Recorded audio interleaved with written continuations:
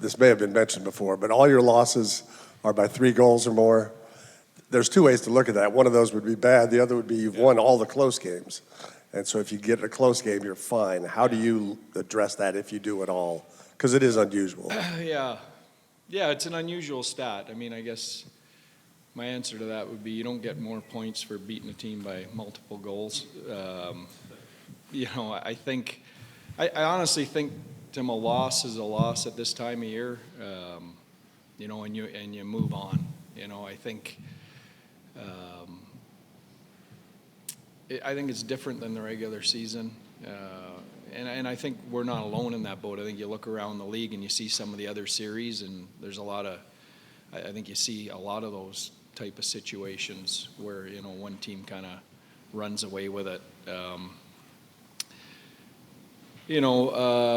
I don't know the reason for it. I can tell you the other night, loved our game through 2 periods. They get those 2 goals, especially the third one at the end of the second period.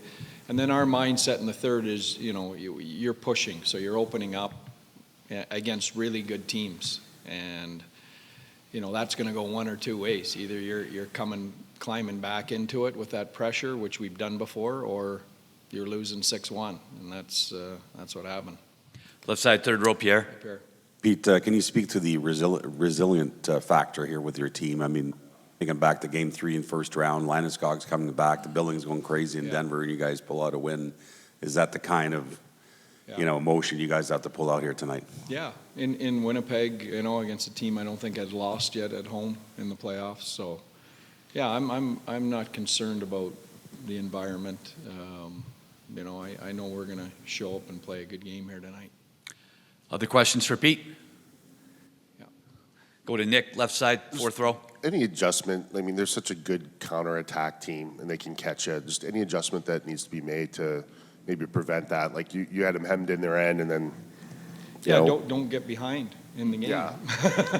Yeah. Honestly, when you look at their counterattacks, it's us chasing the game and out of position a few feet, and some of those guys don't need much room. So, a lot of it is tied to chasing the game. We've been chasing the game the entire series, other than the third period of Game 1. Right side, front row, Sam. Hey, Pete. What is your biggest strength in your view so far in this series? What have you liked the most about your team?